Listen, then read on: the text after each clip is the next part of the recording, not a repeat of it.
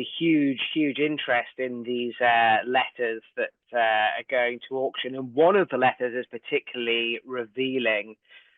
It's Diana talking about the boys, and one of the quotes is she wrote, "William adores his little brother and spends the entire time pouring an endless supply of hugs and kisses over Harry." Amazing words from Diana, and it shows you how close the boys were. Well, they were very close. I mean, they did everything together. They had a tree house at Highgrove, which you die for. It was brilliant. They had electric scooters. They had army uniforms, which they played together. They learnt to ski together. They learnt to jet ski together. They learnt to fly airplanes together. They did everything together. They were just inseparable. They had joint charities. They worked together on charities. And William and he were just, I mean, they used to take the mickey out of each other. I remember one day William saying, "Oh, Harry was at Sandhurst, keeps going on about the blisters on his feet from marching." I said, "Oh, Harry, put your smelly feet away," you know. And that was fun. And they would always, you know, have fun with their father. They were great brothers, but you know, it's no longer like that, I'm afraid. And it do Harry and good to probably read one of them letters from his mother.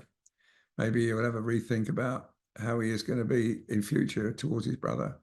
I mean, William was just a little bit more circumspect than Harry, and William was a little bit more cautious. Harry was a bit, you know, he's a bit sort of, he just went for it. I remember when they learnt to ski, you know, within 20 minutes, Harry was off, and William was sort of struggling, you know, and that's, William always found things a little bit difficult to do than Harry. Harry's instinctive; he would just go for it.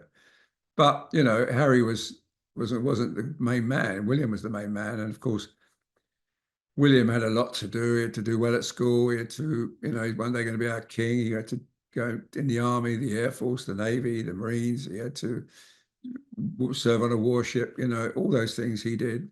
Harry didn't have to do any of that, but Harry wanted to be a soldier, and he got his wish, and he went to a war zone, and he was brilliant. You know, so I mean, he served our country great.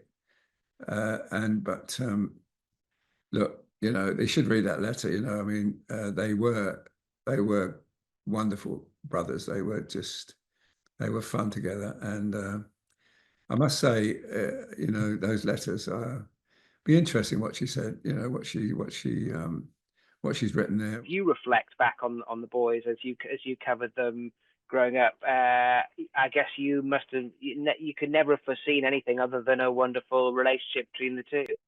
Well, Harry said, you know, I mean, when he was almost about 24, 25, my main role in life is to support my brother. That's what he said. You know, and he was the second son, and so therefore, like Prince Andrew, he wouldn't have a role like the Duke of York when Edward VIII was the king. But you know, circumstances alter cases, and Harry could have, you know, could have had a great life here. I mean, he was somebody here. He was respected here. He was much loved by the media, by the nation, and that's all gone now. He now got this. He's got this family of his own in America. He seems to be happy there.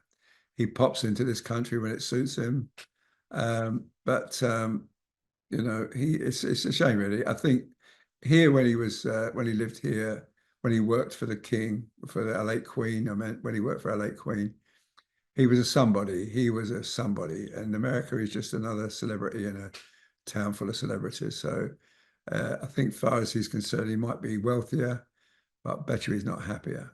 And that's such a shame, really, because, as I say, I love working with Harry. He was fun. He was absolutely brimming with enthusiasm for his job, and it's all sadly all come to an end.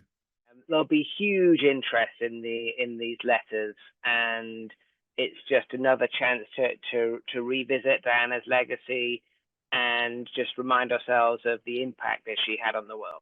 Well, she did. In fact, you know, her death was well, that week the whole of our nation lost the least of its senses. We all just stopped what we were doing and reflected on the loss of this great lady. I mean, the queues of flowers, people laying flowers at Kensington Palace. Myself and my wife was among them, everybody, showbiz, pop stars, everybody was there doing honoring this wonderful lady. I mean, Diana was incredible as well. She broke the mold when she joined the royal family. She did it her way, and her way was the best way by far. I remember when we first went to the HIV clinic at the Middlesex Hospital, and everybody was very nervous about this disease that was just taken over as it was the number one illness in the world. And when I went into the room and she hugged the patients, I thought, this woman was giving a message out, do not be frightened of this. It's fine. And that's just one of the things she did. And the last thing she was doing was landmines, a campaign against landmines, walking in a minefield in Angola, or when we went to Bosnia and doing the same thing there with young boys that lost their legs through being blown up by landmines. So this woman never stopped campaigning. Now, she was criticized for that, but mostly she was admired for that, and I admired her for that too. I mean, Diana was a bit different from Catherine. She could, she could let you have a bit of her mind, I can tell you, if she didn't approve. But I've never seen that with Catherine. Never seen Catherine not just really in great humor all the time. But Diana had her moods, but by God, she opened all the windows at Buckingham Palace. She let all the light in and all the fresh air in, and made a great difference. And I must say the papers day after day were full of her, and you couldn't miss an engagement with her, because if you missed an engagement, you'd miss the fact that she was wearing her hair in a different style. She was wearing her necklace back to front. She was wearing pop socks, or she was wearing culottes. She was always surprise you, and you could never, ever, ever miss one of her engagements, because you'd miss a great picture. And this woman,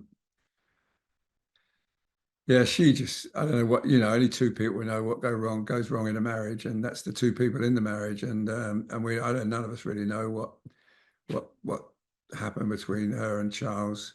Possibly they had different interests. Possibly he's one for the countryside and the opera, and she was for perhaps Harrods and Elton John. Who knows? But it's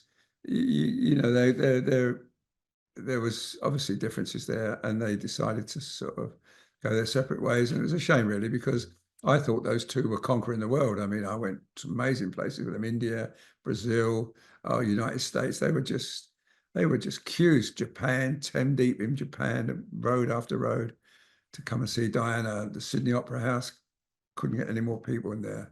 It was fantastic. So this woman was a sensation, and sadly, she lost her too young. So a sad day for all of us, and the funeral was even worse, because it was just oh God, it was so sad. But I got great memories of her, great memories of her smiling, looking down the lens, just like Catherine does. And when that smile came, you just knew you had a great picture.